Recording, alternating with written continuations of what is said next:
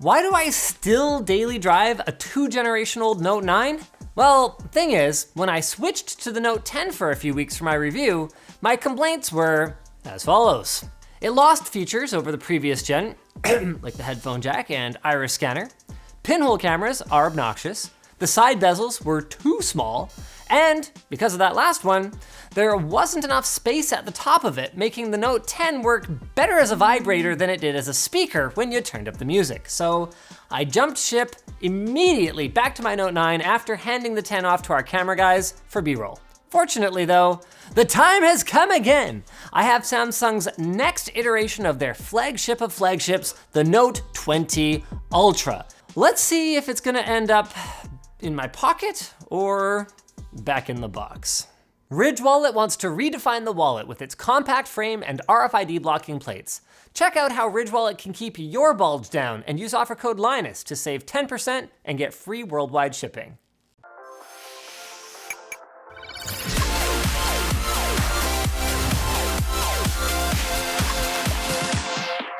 Before we get into my experience, we need to talk about positioning because this phone is in a bit of a confusing spot. And it's funny because Samsung's lineup hasn't always been this messy. Even just a few short years ago, it was a lot simpler, if we ignore the mid-range mess. The S series was the daily driver with top-tier specs in a reasonably sized chassis at a high but not exorbitant price. Then for those who wanted the biggest and best of what Samsung had to offer, there was the Note. Sure, it cost a pretty penny, but as you'd expect, it was a mostly zero compromises experience. Until the Note 10 started shedding features compared to the previous gen and launched alongside a confusing smaller Note 10 with a lower pixel density display and no expandable storage. So no longer was the Plus model simply a larger version of the same phone, there was this weird feature disparity. Sure enough, when the S20 launched, it got even more confusing. There was the S20, the S20 Plus, oh, that's the Ultra, whatever. The point is they're 3 different phones. So the Ultra ended up with a completely different camera array, different RAM and storage options, and a mammoth price tag. At the very least, at least the S20 Ultra looked like the other devices in its family, which is more than I can say today. This is the Note 20 Ultra, and this is the Note 20 really very not Ultra. Not only does this look like a completely different device, but it's actually plastic instead of glass, has a 60Hz screen compared to 120Hz on the Ultra, not to mention that all the S20s also have 120Hz displays. It's got less memory than all the S20s and the Ultra, no expandable storage, no ultra wideband connectivity, more on that later, and it's got a $1,000 price tag. So here's my quick review of the Note 20 non-Ultra. Buy an S20 or S20 Plus. Unless you need a pen, in which case you should just save yourself a bunch of that hard-earned money and buy a used Note 10 or Note 10 Plus. Or pony up for the Note 20 Ultra. Honestly, it kind of feels like the Note 20's only reason to exist is to make Samsung's other phones look better by comparison. Like this one. Because on paper, the Note 20 Ultra is looking pretty fine, improving on the Note 10 lineup in practically every way, while managing to actually cost less than the S20 Ultra. Now, as before, I am not a huge fan of the hole punch display. See, look at it. But to Samsung's credit, the hole is way smaller to the point where it's in line with the notification shade icons and all right, I'll allow it. Don't get me wrong, I still can't wait for these to be replaced with underscreen cameras, but if the punch is this small, it's probably worth the slight aesthetic hit over the durability concerns of a motorized camera, at least for clumsy people. Now the actual screen itself though, is visually stunning. The bezels are still tiny, but Samsung seems to have tweaked their edge rejection enough that accidentally opening the notification shade during a movie or accidentally bumping letters when you're reaching across the keyboard is practically a non-issue. I also noticed what appears to be a proper earpiece speaker grill up top, unlike the Note 10, meaning that it doesn't vibrate when you turn up your movie like a cheap toy. But man, back to the screen. If you guys thought Samsung's industry-leading displays couldn't get any better, you obviously haven't been paying attention because they just keep doing it. Not only is the Note 20 Ultra around 20% brighter than last gen, but Samsung continues to set the standard for color accuracy and outdoor readability. Believe me, if there's one thing this phone is amazing at, it is content consumption. It will probably be the best looking display in your household. And it'll probably look closer to brand new for longer than you'd expect. Corning's brand new Gorilla Glass Victus is on both the front and the back of this device, with Corning claiming that for the first time, they've made significant improvements to both drop and scratch resistance within a single generation. This new version can apparently withstand a drop of 6.5 feet compared to 5.25 for their previous gen, and they've also improved drop endurance, with Victus typically surviving 21 meter high drops, while Gorilla Glass 6 could only handle about 15. As for in the real world, well, I did drop it a few times without a case, and it didn't break, so mission success? Now you might remember that I bashed Samsung when the Note 10 launched for sticking to 60 Hz when competitors were shipping with 90 and even 120 Hz displays. This time around though, the Note 20 Ultra features a full-fat QHD+ 6.9-inch AMOLED display with the option for crispy 120 Hz smoothness. It really does look great. But like the S20 series, it's limited to full HD resolution when it's running in 120 Hz mode, something that Samsung still has not offered an explanation for. Although, like I said last time, I don't personally find much of a difference in daily use at this size. It's more just that it's like kind of a tease, right? To not allow both the full refresh rate and the full resolution at the same time, especially given that the Exynos and Snapdragon processor versions of this could technically support it, and competitors like OnePlus already do. On the subject of processors, inside our Note 20 Ultra, we have the latest Snapdragon 865 Plus.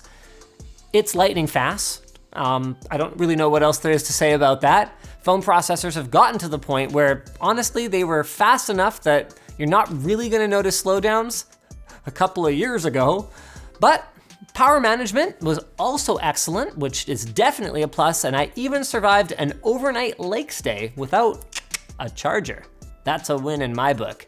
Now, there are some reported issues with heat and power draw on the Exynos variant, but unfortunately we weren't able to validate that, so if you live in those regions, hey, you'd best do some more digging.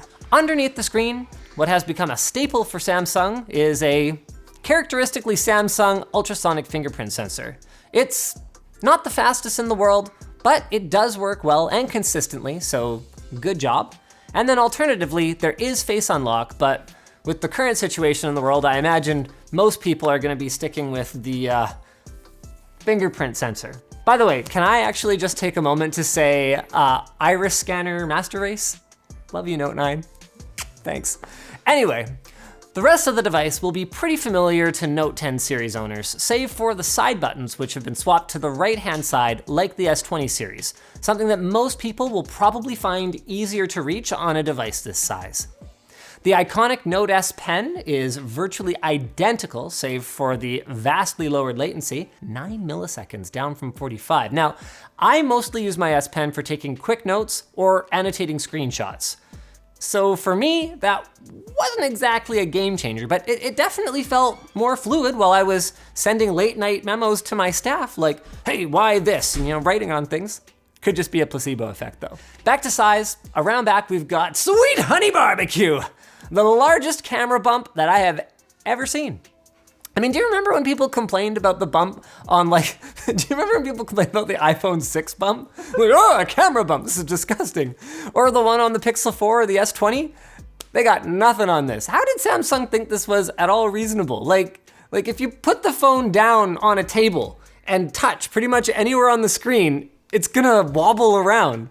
Now, fortunately, if you rock something like a D-brand grip, it takes up the space where the camera bump isn't. But I usually don't run a case, so it's a little awkward for me. In fairness though, there's at least a solid technical reason for the massive bump. Under it is the Periscope Super Zoom camera, this time with lower resolution, but larger pixels and locked to 50x compared to the maximum of 100x on the S20 Ultra. As usual, I tried it once, said, wow, that's pretty cool, and then promptly never touched it again. I mean, at least Samsung realized that 100x was a joke because of all the post-processing required, and they limited it to a zoom that they can, somewhat with a straight face, say is usable, like I don't know, maybe if you're into wildlife photography, but on your smartphone? Because I really don't know what else that 50x zoom would actually be useful for that's not illegal. You can, of course, shoot and edit 8K video again, just like the S20 series, but again, it's mostly just a marketing gimmick. Yes, there is slightly more detail in the 8K footage, but when I say slightly, I mean slightly. The overall image on the 4K still feels better, and if you shoot a lot of video, well, quite frankly, you're probably gonna want an iPhone anyway. Photos off the Note 20 Ultra consistently have Samsung's usual cooler white balance, but hold plenty of detail. Their automatic HDR was not as good at balancing the highlights in the sky to the darkness by the wheels in this shot here compared to the Pixel 4, and the amount of detail was definitely less, but if you're not pixel peeping the Note 20 Ultra, like the rest of Samsung's lineup, it's eons ahead of where they were just a few short years ago, and they even cleaned up the focus issues from the S20 Ultra with the addition of a laser autofocus. So kudos to Samsung for the camera here. As for the rest of the changes this time around, the Note 20 Ultra got something brand new, which is ultra wideband. UWB is a short-range wireless communication protocol, a lot like Bluetooth or Wi-Fi, but what makes it special is that it operates at very high frequencies, allowing equipped devices to accurately track the relative position and motion of each other.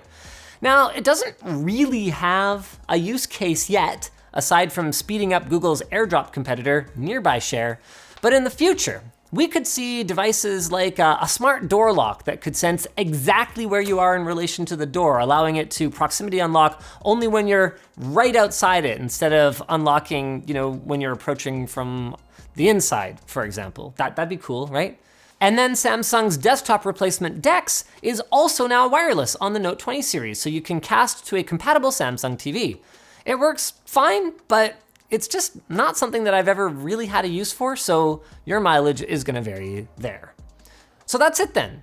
The pinhole is smaller, cool, and the edge rejection issues are solved, awesome. It doesn't shake like my old Lambo when you turn up the volume, woo! So you should buy one, or should you? Well, the unfortunate truth is that regular smartphones, like Samsung's S series, have gone up so much in price and feature set that they've actually taken over a lot of what used to make a Note. It's $1,300 US for the base version, and that's a pretty penny. I mean, I guess if you want a phone that does pretty well everything really well, with a gorgeous big 120Hz screen, a chungus of a battery, and a massive camera bump, then hey, maybe the Note 20 Ultra is for you. But the Pixel still takes better photos, an iPhone still takes better video, and if you don't want to spend that much, the regular S20 is really only missing the pen and a fancy zoom camera that I think most people probably don't need to spend $300 on. As for me, the Note 20 Ultra is going back in the box right next to its older brother. You know what, D-Brand? I've had enough of your bullshit. What's up with these awesome textured vinyl skins that are available for laptops, phones, tablets, consoles, controllers, and more? I'm sick of it. They're made from such high quality 3M vinyl that it makes all your competitors look bad, okay? The patented adhesive, it leaves no residue on my devices. What's my excuse for replacing my phone all the time if it doesn't have an ugly, gross, residue on it when I change out my skin to another color, and the precision, it's uncompromising. It's like a factory fit for my device. It even keeps it protected when I accidentally drop it all the time. I mean, look at this, I don't have my phone on me, so I'm gonna pick up my prop remote. See, we all know that I do that. And your customer service, I mean, I've never used it because I'm an influencer, so I just talk directly to the higher ups, but I heard it's pretty good too, so you can, well, it's pretty rude, but other than that, it's good. So check them out at the link in the video description. D-Brand, they're bad people, but with good stickers. Thanks for watching, guys. If you enjoyed this video, then maybe check out go check out our Short Circuit channel, where I checked out a Xiaomi phone with a 120x zoom. Predictably, the zoom is bad, but the phone was really cool, so go watch that.